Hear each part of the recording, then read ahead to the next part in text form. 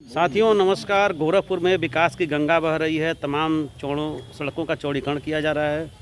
साथ ही साथ आज हमारी लोकेशन है रीड साहब का धर्मशाला, जो बेतिहाता पेट्रोल पंप के ठीक बगल में है और हिमाचल के राज्यपाल माननीय शिव प्रताप शुक्ला जी के गेट के ठीक सामने है। और लगभग यह 100 साल पुराना, मुझको जहाँ तक याद है, बाकी जो इतिहास का भूगोल होगा स्थानीय लोग बता सकते हैं। और योगी आदित्यनाथ जी ने इस 55 नंबर वार्ड लहलादपुर में जो रीड साहब का धर्मशाला है, इसका उद्घाटन किया था। आज एक नोटिस जो चस्पा हुई, लगभग 3 दिन पूर्व यहाँ के लोग स्थानीय बता रहे हैं, मैं दिखाने की कोशिश कर रहा हूँ कि उत्तर प्रदेश प्राचीन एवं ऐतिहासिक स्मारक तथा पुरातनीय स्थानों के अवशेषों का परिसंरक्षण अधिनियम 1956 है, इसके अंतर्गत यहाँ पे यह चस्पा किया गया है। जिसके बाद लोगों की नींदें उड़ गई हैं और जो बीमार व्यक्ति हैं, हृदय रोग से ग्रसित हैं, वो दवा की डोज बढ़ा के खा रहे हैं कि भविष्य में क्या मेरे साथ हो सकता है। कुछ लोग यहाँ खड़े हैं हमारे साथ वरिष्ठ पत्रकार भी जागरण के हैं, जो हमारे बड़े भाई भी हैं, और तमाम मोहल्ले वासी हैं। जब मीडिया का कैमरा देखा तो अपने दर्द को किस प्रकार से बयां करते मैं जानने को। भैया सबसे पहले नमस्कार, गोरखपुर समाचार में आपका। ये नोटिस चस्पा हुई, शहर में तमाम चर्चा चल रही है। नोटिस चस्पा हुई, जानकारी हुई, हम लोग देखे हुए 14 तारीख के संभवतः ये किए हैं। हम लोग सामने ही थे, तो लोग जा रहे थे दोनों साइड में। सवाल है नोटिस में जब 1 महीने का समय है तो उसे 1 दिन 2 दिन पहले आदमी चस्पा करता है कायदन, कि 1 महीना लिखा गया तो 1 महीने का समय मिलना चाहिए जनता को ना आपत्ति दाखिल करने के लिए। आपत्ति दाखिल करने के लिए कहा है उन्होंने, तो अब आपत्ति दाखिल करने के समय 20 दिन बिताने के बाद आप दीजिएगा 10 दिन कहीं आपत्ति करिए। ये पुराना फंडा हो चुका है सरकार। जैसे इसमें लिखा हुआ है कि उप निदेशक राजकीय बौद्ध संग्रहालय गोरखपुर और आयुक्त गोरखपुर मंडल को चिट्ठी जारी हुई है। लखनऊ से इसकी संख्या है 372/4, डेट है 17/1/2025।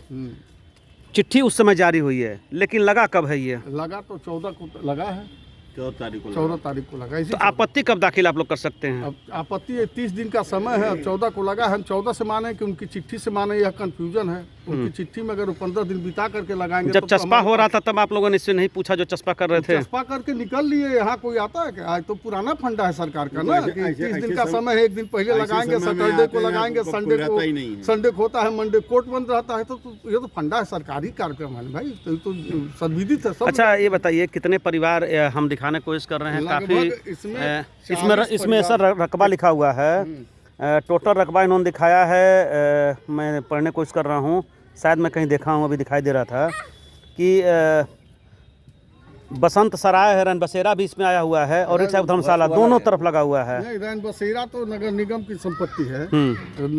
रैन बसेरा का ये है, वो तो रैन बसेरा नगर निगम की संपत्ति है। अपनी संपत्ति पे कुछ भी करें, यह तो जमींदारी का है। और लगभग इसमें 80 साल से लोग हैं। 65 साल तो मेरी ही उम्र हो गई, मेरी पैदाइश से ही की है। कितनी पीढ़ियाँ आपकी रह चुकी हैं? हमारी तीसरी पीढ़ी यहाँ चल रही है। 65 के आप हो गया, नहीं इसके पहले सैकड़ों वर्ष से ऊपर हो गए। पिता जी हमारे थे, यह जमींदारी की है। और आपत्ति इनको अभी तक 200 वर्षों में इनको यह संरक्षित नहीं याद आया। आज आया संरक्षित, यहाँ के लोग इसको किए हैं। अगर न रहते, न बनाते, न करते तो किस चीज़ को संरक्षित करते? खंडहर कभी हो गया होता तो संरक्षण का काम तो असली यहाँ की जनता कर रही, जो 100 साल से है, अपना ठीक ठाक कर रही है, सब ठीक ठाक कर रही है ना। तो असली संरक्षण तो क्या शुभ नाम सर आपका? क्या शुभ नाम है? मुकेश श्रीवास्तव। और संरक्षण का कार्य कायदन से हम ही लोग कर रहे हैं। सरकार का काम, सरकार कितना संरक्षित। अभी एक बोर्ड दिखाई दिया, श्री योगी आदित्यनाथ जी इसका उद्घाटन किए हैं। जब ये संरक्षण के दिशा में था तो ये बोर्ड कैसे लगा? अब तो वही कह रहे हैं, यहाँ पार्क दिया गया, सीवरेज दिया गया, लाइट दिया गया, यहाँ तक कि पार्क में ट्यूबवेल भी दिया गया। हम लोगों का पर्सनल इतना ध्यान हमारी उत्तर प्रदेश सरकार रख रही है।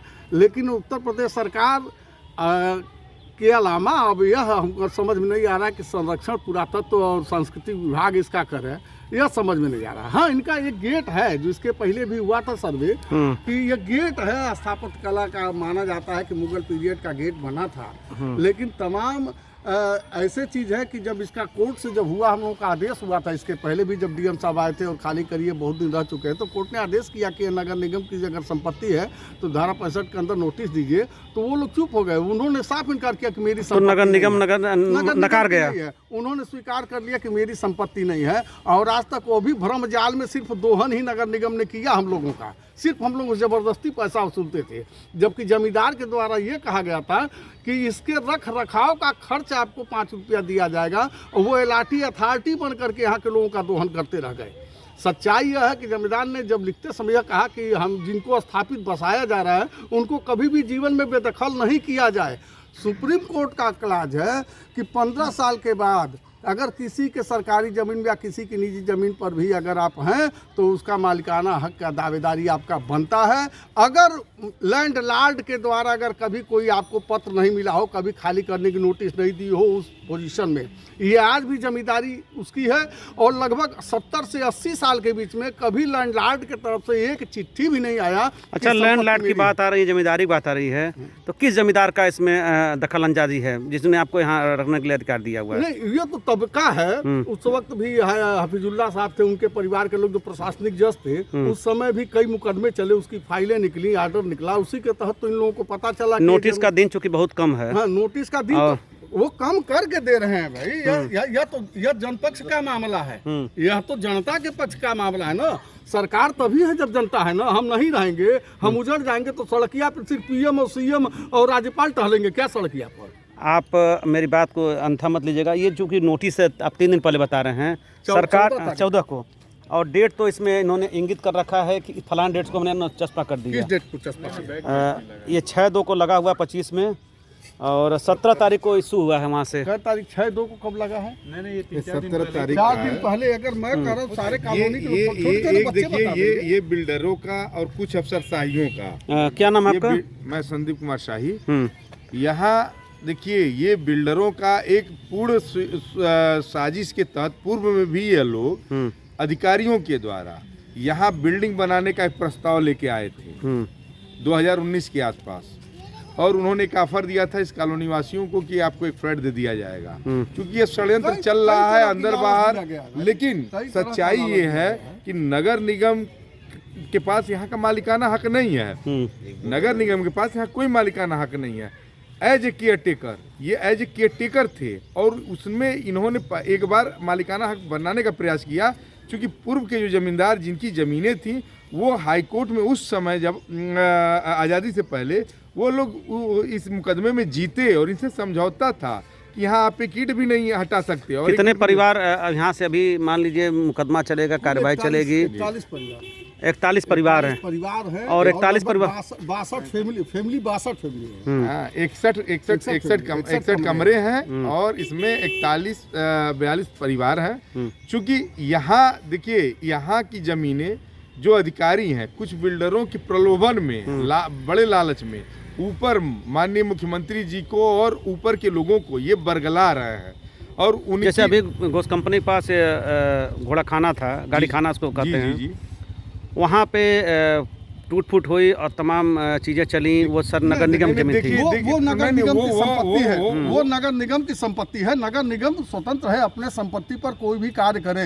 नजूल की सरकार की अपनी संपत्ति होती है, नजूल की भूमि पर सरकार जो चाहे वो करे, लेकिन किसी की व्यक्तिगत संपत्ति पर अध्यादेश ला करके और ये कहे कि इस पे हमारा हक है, यह अनुचित है। क्योंकि 80 साल से जो अब आप लोग की अगली कदम क्या होगा? सीएम साहब से मिलने की कोशिश करेंगे मामले को लेकर? भाई आपत्ति मांगा, हम आपत्ति देंगे। हम कानून की लड़ाई कानून से करें। हम लोगों की पहुंच सीएम तक कहाँ हो पाएगी भाई? जहाँ ये सरकारी वो जो भूमि अधिग्रहण है, और एक अलग माहौल पूरे देश में बना है भाई, छिपा नहीं है। सरकारी जमीनों पर जिस तरह से व्यक्तिगत जमीनों पर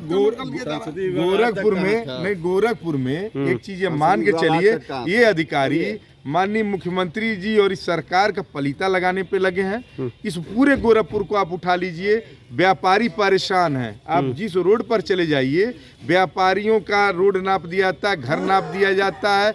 बाहुबली जो है, भूमाफिया है, आज वह बड़े बड़े जो आज व्यापारी बने बैठे हैं, इनके इशारे पे अधिकारी यहाँ की योजनाओं का निर्माण कर रहे हैं, और माननीय मुख्यमंत्री जी को ये भ्रमित कर रहे हैं और उनको गलत गाइडलाइन दे रहे हैं, जिसका परिणाम है कि आने वाले समय में इस सरकार का ये पलीता लगाएंगे। और माननीय मुख्यमंत्री जी के इस शहर में माननीय मुख्यमंत्री जी को खुद जो उनके लोग हैं उनके खिलाफ ये एक साजिश के तहत खड़ा कर रहा है, क्योंकि अधिकारी तो आज हैं, कल चले जाएंगे।